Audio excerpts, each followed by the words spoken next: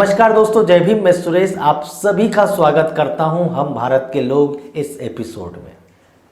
दोस्तों, आज मैं आपसे ये पूछना चाहता हूं कि कोरोना संकट में इस वक्त कौन परेशान है? तो वर्तमान समय में सबसे ज्यादा पीड़ित और परेशान हो रहा है, आप मुझे बताइए। तो आपका जो भी जवाब होगा आप कमेंट के माध्यम से जरूर बताइएगा कि इस कोरोना संकट में भारत के अंदर सबसे ज्यादा कौन सा वर्ग परेशान है, जो रोजी रोटी के लिए परेशान है।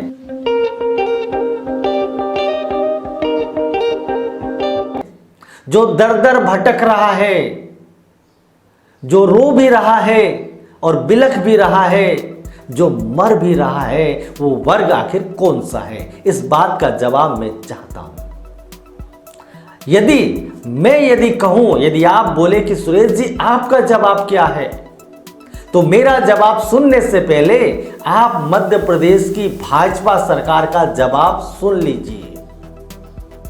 मध्य प्रदेश की भाजपा सरकार का जवाब यह है कि मध्य प्रदेश में सबसे ज्यादा परेशान, बेरोजगार, भुखमरी की कगार में कोई आया है तो वो वर्ग है ब्राह्मण। वो वर्ग है जो आपके घरों में पूजा पाठ करवाता है। वो वर्ग है जो मंदिरों में बैठा होता है। वो वर्ग है जो हर धार्मिक कर्मकांड को संपादित करवाता है। आज सरकार की नजर में मेरे ख्याल से सबसे ज्यादा बेरोजगार है। दोस्तों, यह बात मैं यूं ही नहीं कह रहा हूं। आप स्क्रीन पर जो ये पेपर कटिंग आ रही वो देख सकते हैं।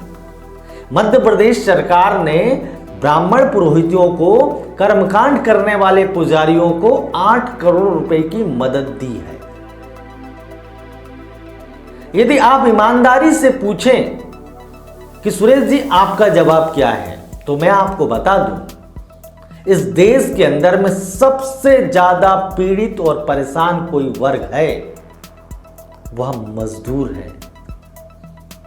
इस देश में सबसे ज्यादा बिलख रहा है, जो मौत के गाल में समाते जा रहा है। कोरोना से ज्यादा खतरा यदि किसी वर्ग को आज की डेट में है तो वो ये मजदूर, मध्यम वर्गीय, गरीब वर्ग को है।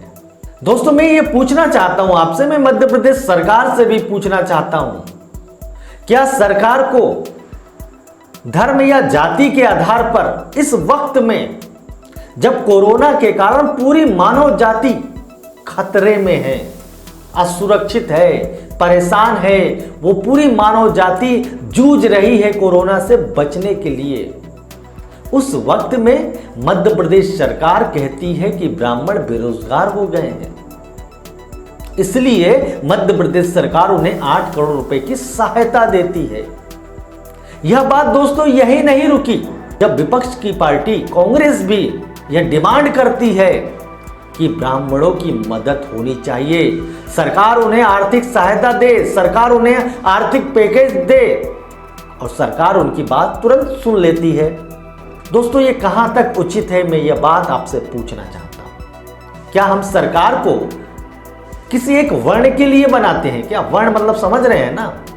तो मैं आपसे पूछना चाहता हूं, जो सड़कों के किनारे बैठकर अपनी रोजी रोटी करने के लिए मजबूर होते हैं, यदि आप कहें कि जो बाल काटते हैं, आप कहें कि जो ठेले वाले हैं, आप यदि मुझसे कहें कि जो छोटे व्यापारी हैं, आप अगर सोचे 2 मिनट के लिए, जो प्राइवेट संस्थानों में काम करते हैं या सरकारी संस्थानों में भी काम करते हैं, आज उनकी भी तनख्वाह काटी जा रही है, पेमेंट काटी जा रही है। आज काफी लोग बेरोजगार हो रहे हैं। कई बड़ी बड़ी कंपनियां, कई बड़े बड़े उद्योग अपने कर्मचारियों की छटनी कर रही है। क्या ऐसे वक्त में सरकार का क्या यही दायित्व है कि उन्हें सिर्फ चिंता ब्राह्मणों की हो? दोस्तों, इस निर्णय का मैं विरोध करता हूं और एक बात को मैं ईमानदारी से स्वीकार करता हूं। मैं जानता हूं कि पूजा पाठ से जो पुजारी होते हैं, आप जो पूजा पाठ करने जाते हैं, जो दक्षिणा देते हैं, उससे पुजारियों का भला होता है, उससे पुजारियों को रोजगार मिलता है, ये बात मानता हूं मैं। और ये बात हकीकत भी है, इस कोरोना संकट में सारे धर्म स्थल बंद है, और जब धर्म स्थल बंद है तो सरकार की नजर में दुकान ना या धंधा। दोस्तों मैं तो ये नहीं कहूंगा, लेकिन मैं ये कहूंगा कि जब धर्म स्थल बंद है तो इनकी रोजी रोटी, सही बात है, खतरे में आ गई है। सही बात है, यदि इनकी दिनचर्या, इनकी रोजमर्रा की जिंदगी अगर उसी दान के पैसे से चलती है, अब जब दान ही नहीं मिल रहे तो स्वाभाविक है उनके घर में भी रोजी रोटी का संकट आ खड़ा हुआ है। तो सरकार को क्या करना चाहिए? सरकार को सिर्फ ब्राह्मणों की बात माननी चाहिए? सरकार को सिर्फ ब्राह्मणों के लिए दया करनी चाहिए? दोस्तों ऐसा नहीं। मैं ये कहना चाहता हूं, सरकार को राहत पैकेज देना है तो सभी को दे। सरकार का फर्ज ये होना चाहिए कि जन कल्याण के लिए, जन कल्याण बोल रहा हूं, ब्राह्मण कल्याण नहीं कह रहा हूं, सरकार का कार्य है जन कल्याणकारी नीतियों को बनाना, ब्राह्मण कल्याणकारी नीतियों को बनाना नहीं। तो मध्य प्रदेश सरकार ब्राह्मण कल्याणकारी नीतियां क्यों बना रही है? और कांग्रेस भी पीछे नहीं है इस मामले में। मध्य प्रदेश के पूर्व मुख्यमंत्री कमलनाथ जी ने भी डिमांड की थी कि ये लोग बेरोजगार हो गए, इनकी मदद की जानी चाहिए। मध्य प्रदेश में जो कांग्रेस की सरकार थी उस समय कैबिनेट मंत्री रह चुके पीसी शर्मा, उन्होंने अपने घर में बाकायदा ब्राह्मणों को बुलाकर उन्हें आर्थिक सहायता दी।